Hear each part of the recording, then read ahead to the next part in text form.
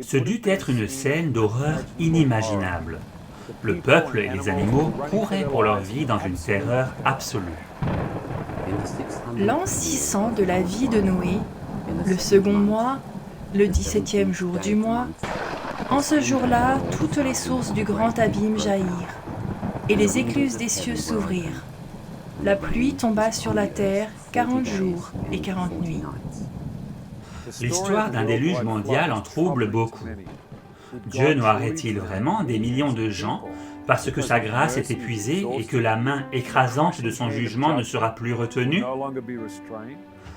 Un Dieu d'amour ferait-il une telle chose? Cela est un mystère qui rend bien des gens perplexes. Lorsque nous traitons de la question des jugements de Dieu, il nous faut constamment garder à l'esprit la mort sur la croix, parce que la croix révèle comment ces jugements fonctionnent.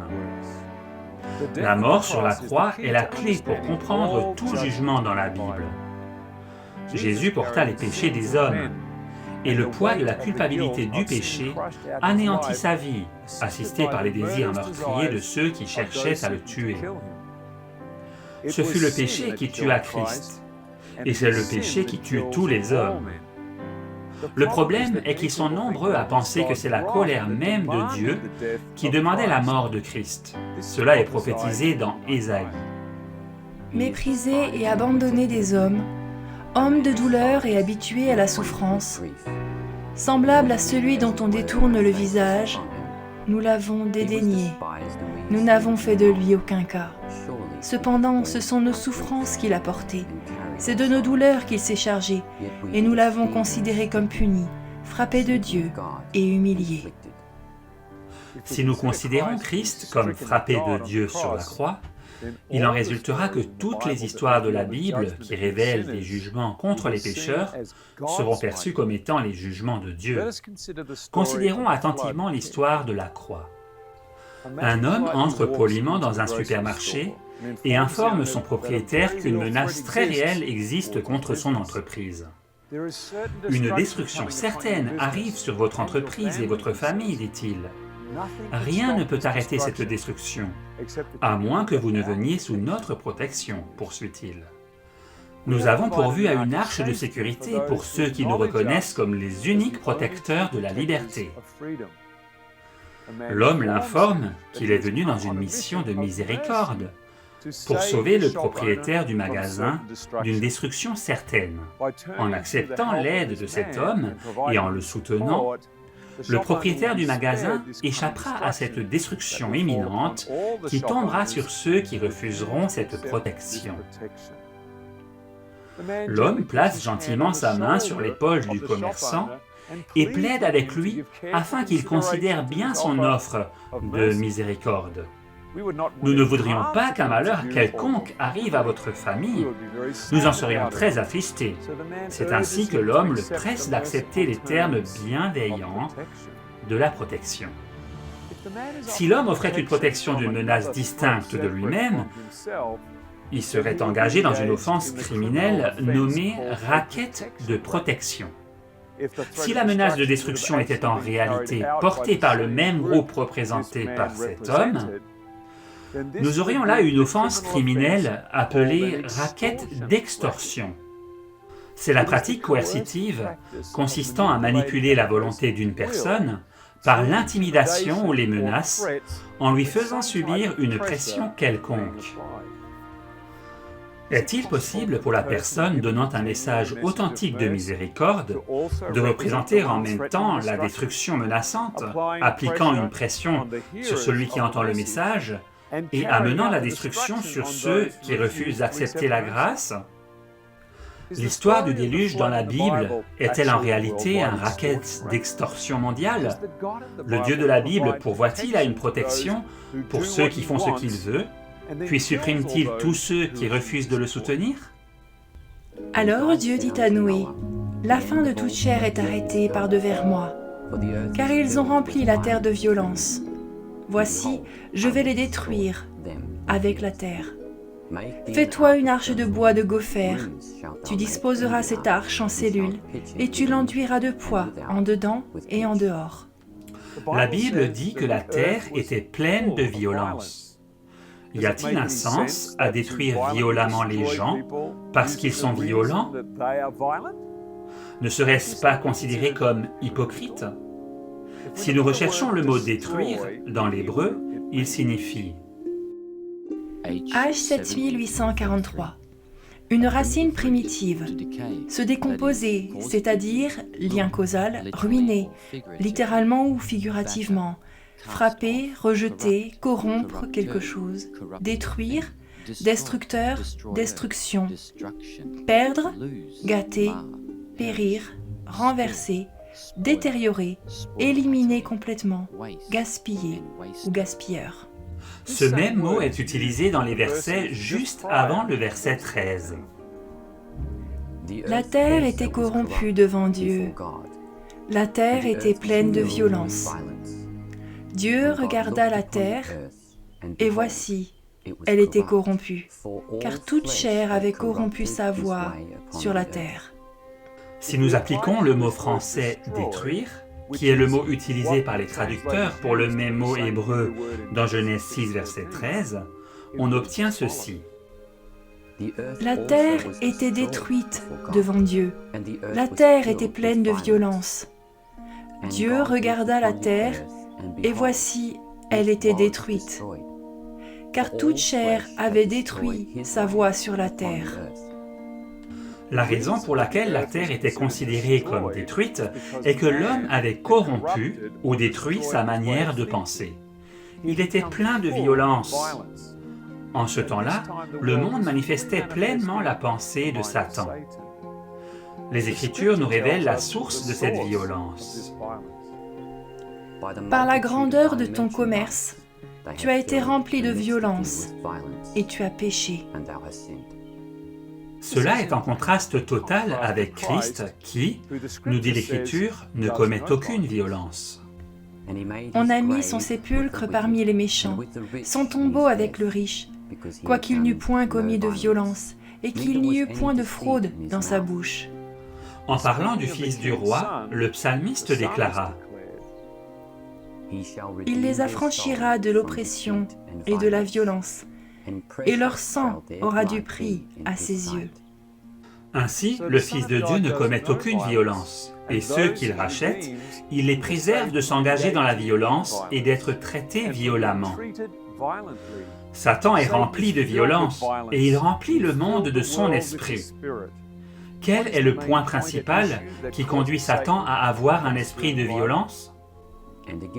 Et lorsqu'il, Dieu le Père, introduit de nouveau dans le monde le premier-né, il dit que tous les anges de Dieu l'adorent. Le diable le transporta encore sur une montagne très élevée, lui montra tous les royaumes du monde et leur gloire, et lui dit, « Je te donnerai toutes ces choses, si tu te prosternes et m'adores. » Satan était jaloux de Christ.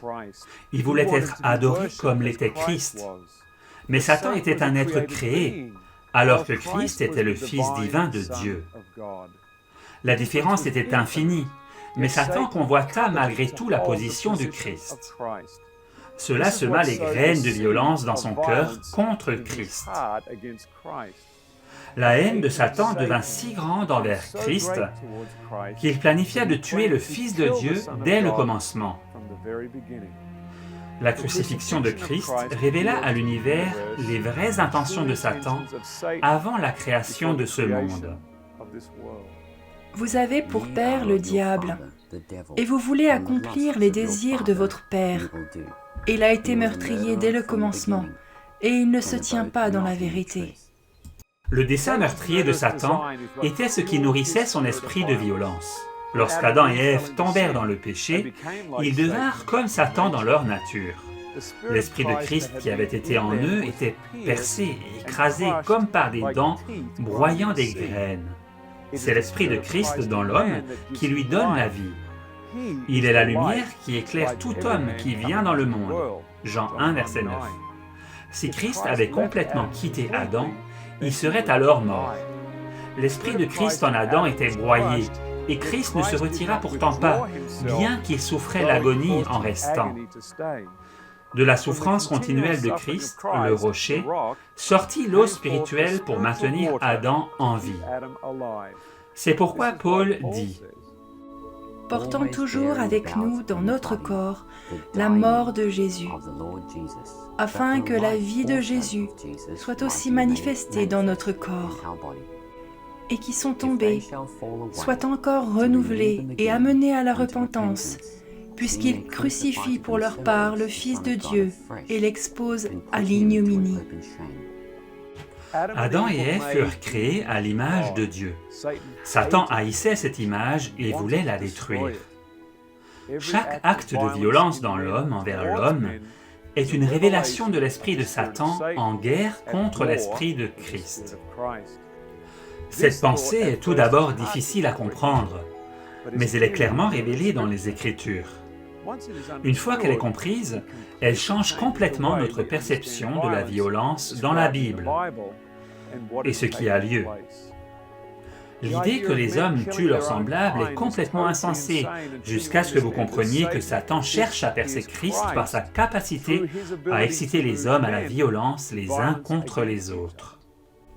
Toutes les fois que vous avez fait ces choses à l'un de ces plus petits de mes frères, c'est à moi que vous les avez faites. Ce point est essentiel à comprendre. Toute violence est inspirée par un esprit alimenté par l'envie et la haine envers le Fils de Dieu. C'est pourquoi toute violence, la violence envers soi-même et le suicide inclus, participe à cette haine envers Christ, même si la raison originale est totalement inconnue de l'individu. Des expressions de haine envers notre prochain et des actes de violence envers nos ennemis et nous-mêmes sont alimentés par la haine de Satan envers Christ. C'est là l'origine de toute violence et de toute haine. Toute la violence décrite dans Genèse chapitre 6 est une manifestation de la haine de Satan pour Christ, canalisée par les hommes et les femmes. Comme Christ est la source unique de vie, le résultat final de toute haine semblable ne peut qu'être la destruction personnelle. Cet esprit de violence dans l'homme fut révélé dans la première mort dans le jardin, qui fut celle d'un agneau. La mise à mort de cet animal réfléchit la nature violente d'Adam. Par ce sacrifice, Dieu apportait à Adam un reflet de la semence qui résidait à présent en lui. Cette semence de violence explosa bientôt en Caïn lorsqu'il tua Abel. La seule façon pour que l'homme pût continuer à vivre fut que Christ continuât à pourvoir à la puissance de sa vie pour la race humaine. C'est pourquoi Christ est l'agneau immolé dès la fondation du monde. Apocalypse 13, verset 8. Christ avait été blessé par nos transgressions dès le commencement même. Il a été brisé par nos iniquités depuis l'arrivée du péché. Pour que l'homme puisse vivre, Christ devait continuer à porter chaque personne malgré cette haine inspirée de Satan. Dans toute leur détresse, il a été en détresse, et l'ange de sa face les a délivrés. Lui-même, il les a rachetés dans son amour et dans sa miséricorde. Il les a soutenus et les a portés sans cesse au jour d'autrefois. Ces pensées changent complètement la manière dont nous comprenons la croix de Christ. La manifestation de violence est donc le caractère de Dieu. Chaque fois qu'une personne est frappée, violée ou massacrée, nous avons la preuve que Satan cherche à percer et à blesser Christ. Chaque acte d'indulgence personnelle conduisant à la maladie et à la mort de soi-même ou des autres est aussi une manifestation de l'obsession fanatique de Satan d'obtenir autant de souffrances que possible pour Christ. C'est une haine dont la cruauté est insaisissable. La portée réelle de la croix s'étend de l'entrée du péché dans l'univers jusqu'à nos jours. Chaque être qui agit à l'encontre des plans de Dieu est en guerre avec la vie qui existe en lui-même, parce que cette vie vient de Christ. C'est le secret de la nature autodestructive des hommes. C'est la guerre de Satan contre Christ. Considérons maintenant soigneusement le miroir dans le texte suivant.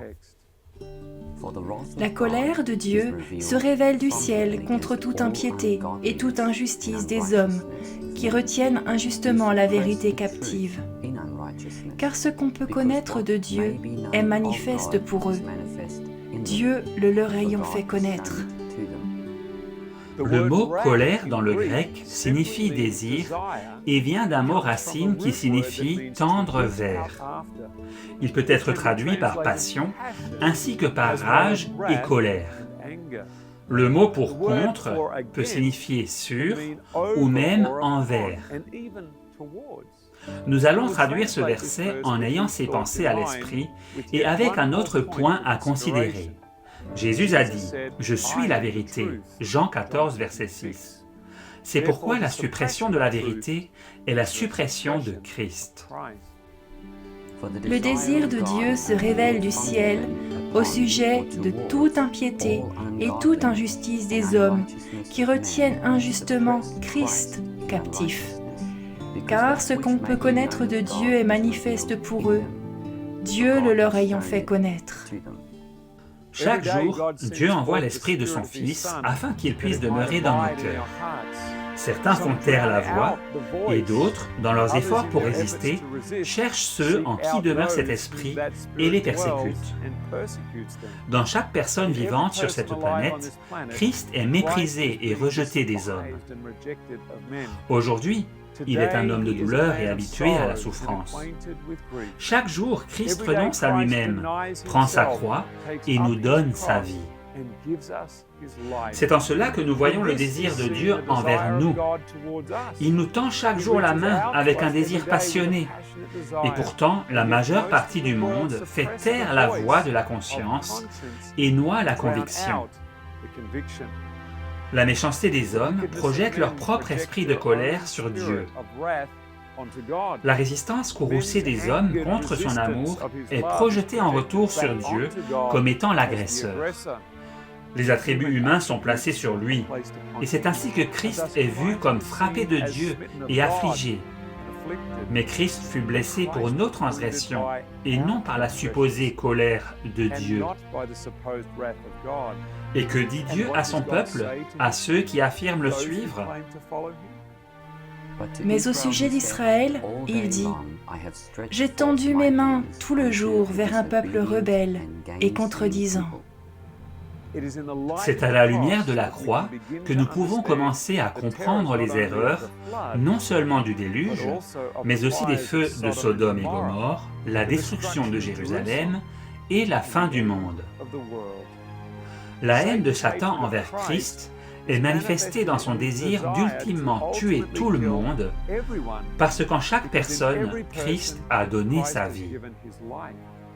Il dépose librement sa vie en chaque homme afin qu'il puisse recevoir sa puissance pour vivre.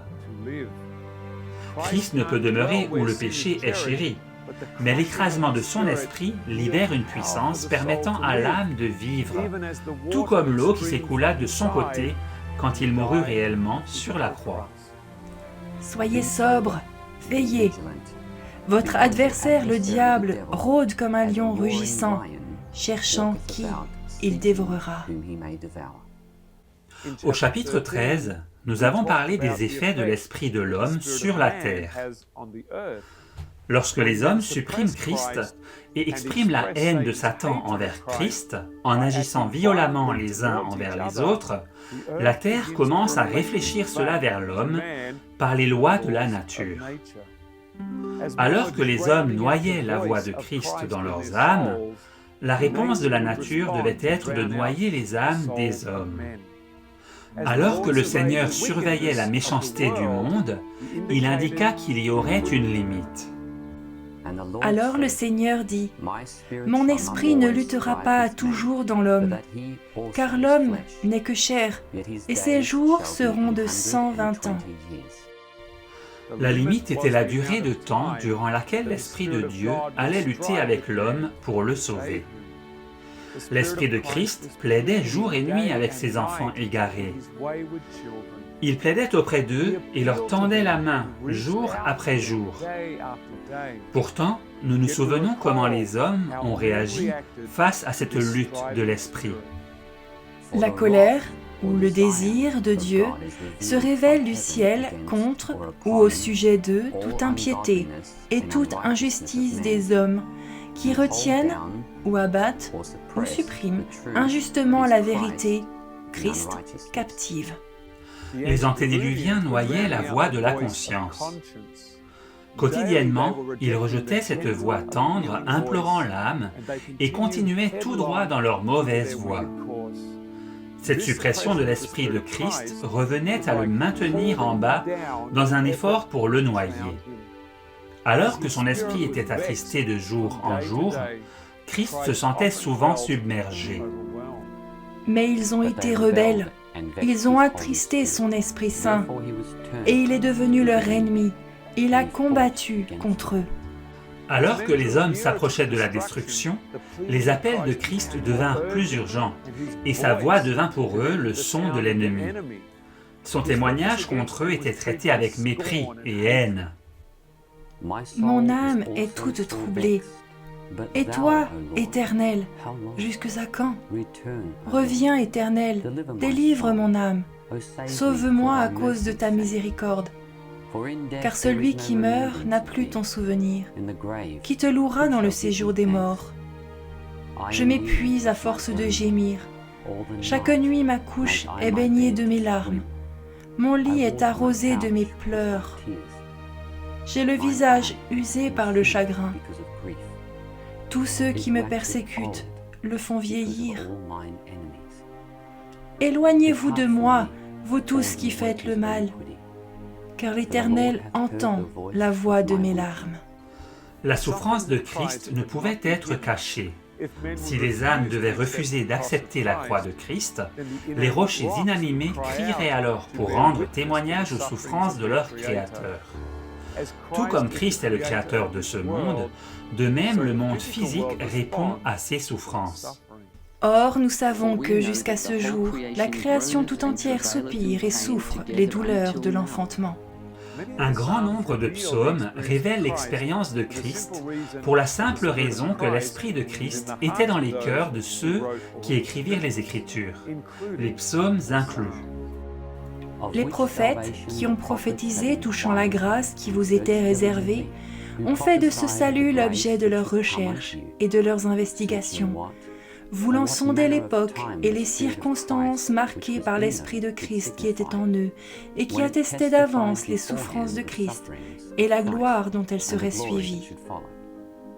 Dans Psaume 18, nous voyons les souffrances de Christ sur la croix révélées dans le contexte d'un déluge. Les liens de la mort m'avaient environné, et les torrents de la destruction m'avaient épouvanté. Les liens du sépulcre m'avaient entouré, les filets de la mort m'avaient surpris. Certaines descriptions dans le psaume 18 parlent dans le langage du déluge, alors que d'autres parlent d'un feu dévorant, suggérant les événements de Sodome et Gomorrhe et la fin ultime des méchants. Alors que Christ lutta avec les hommes pour les détourner de la méchanceté, il fut submergé par le déluge de leur comportement impie. L'Éternel se repentit d'avoir fait l'homme sur la terre, et il fut affligé en son cœur. Les antédiluviens exposaient Christ à l'ignominie. Son âme était torturée et attristée par leur méchanceté, et il s'écria finalement sur cette croix antédiluvienne. « J'ai soif !» L'Esprit de Dieu cessa de plaider avec l'homme. Ayant été repoussé pendant des siècles, le Père accepta finalement leur décision. Et quoi? Tu voudrais prendre l'ancienne route qu'ont suivie les hommes d'iniquité? Ils ont été emportés avant le temps. Ils ont eu la durée d'un torrent qui s'écoule. Ils disaient à Dieu, retire-toi de nous. Que peut faire pour nous le Tout-Puissant? Dieu, cependant, avait rempli de bien leur maison. Loin de moi le conseil des méchants. Le Père est repoussé par les hommes. Pourtant, Christ doit rester avec les hommes et souffrir avec eux dans les décisions qu'ils prennent, sans quoi il serait immédiatement anéanti et Dieu en serait blâmé. Donc, alors que le tonnerre et les éclairs commencèrent à gronder au-dessus des antédiluviens, Christ était là avec eux. Il souffrit avec eux et les porta tous jusqu'au dernier moment. Il est Emmanuel, Dieu avec nous.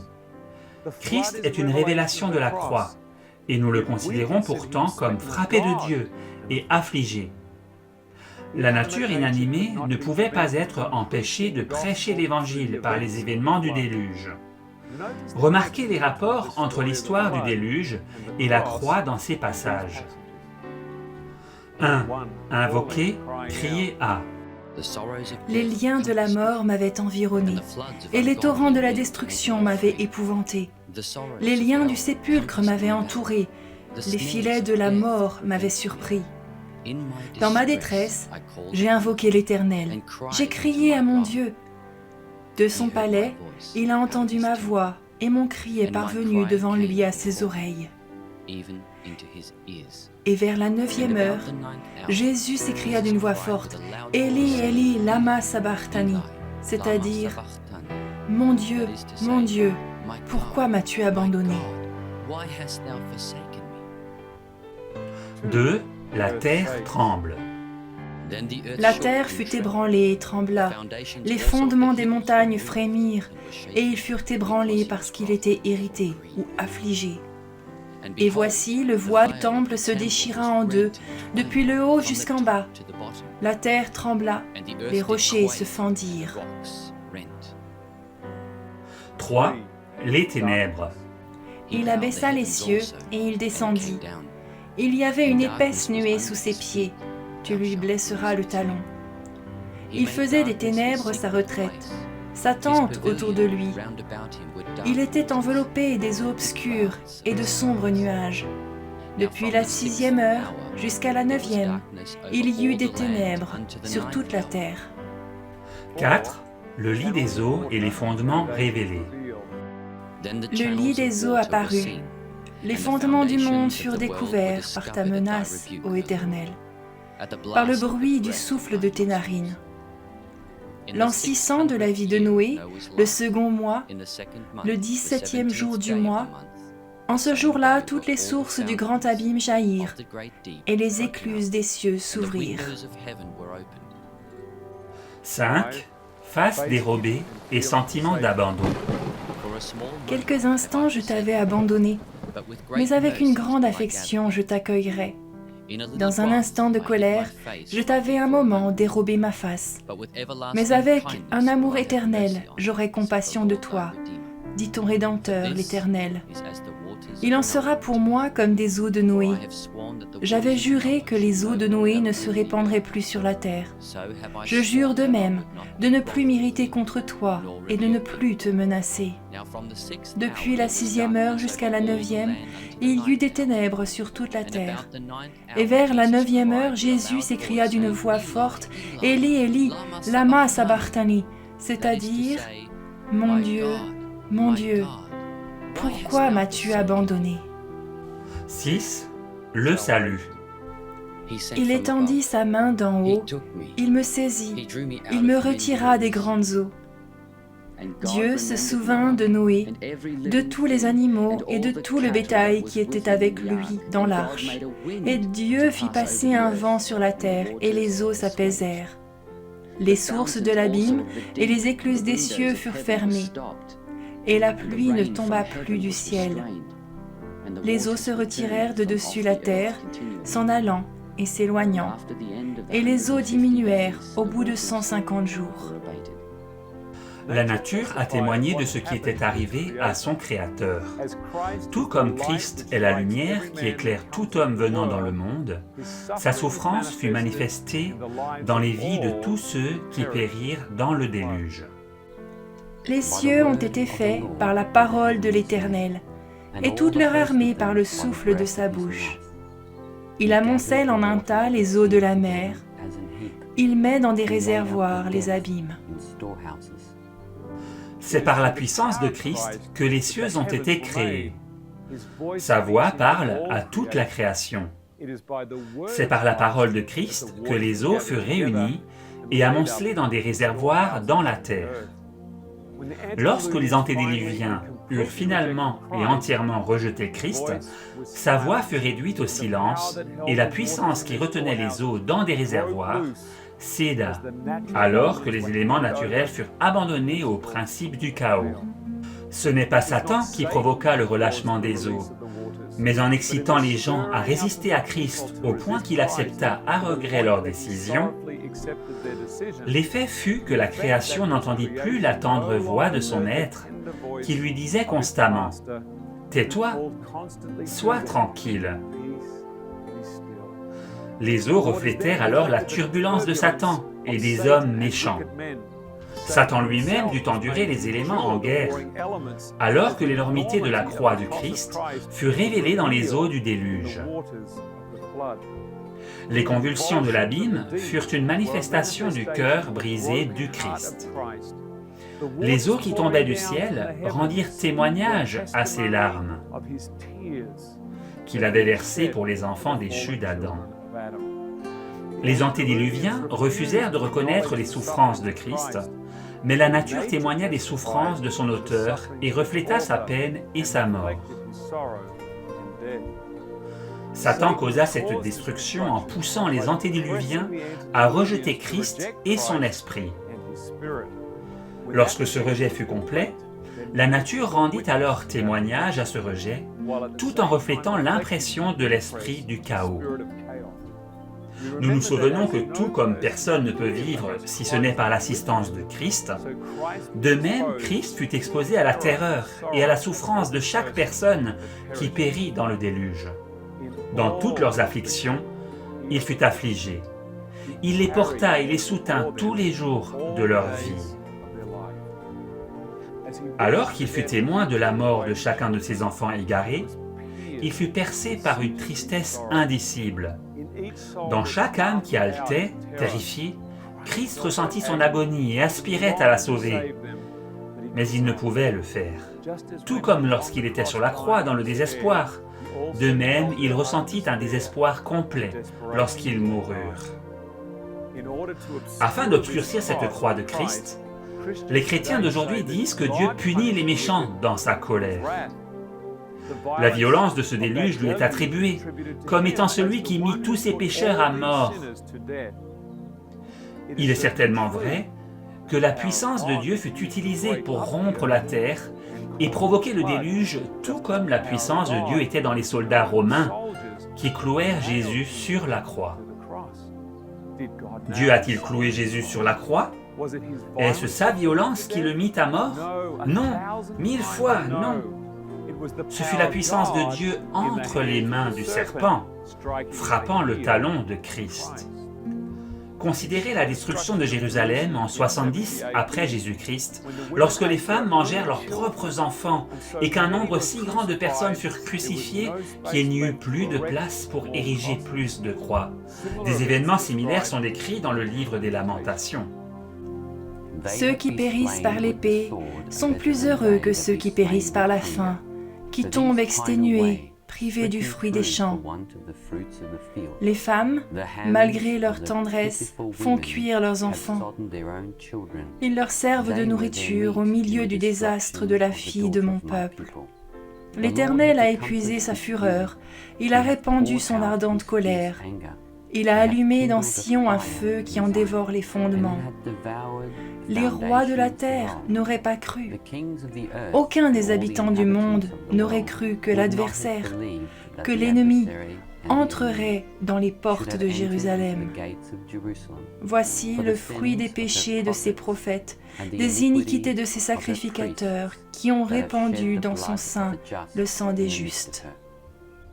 Le verset 11 mentionne la fureur du Seigneur et poursuit en parlant de sa colère qui, comme nous le savons du chapitre 11 de ce livre, peut signifier la peine.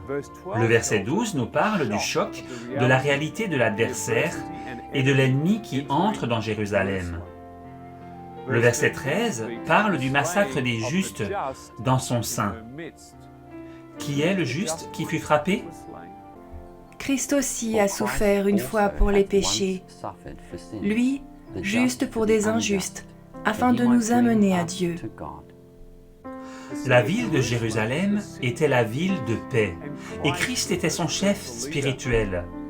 Dans une souffrance complète et intense, le Père eut sa face cachée par les péchés des prophètes et des prêtres.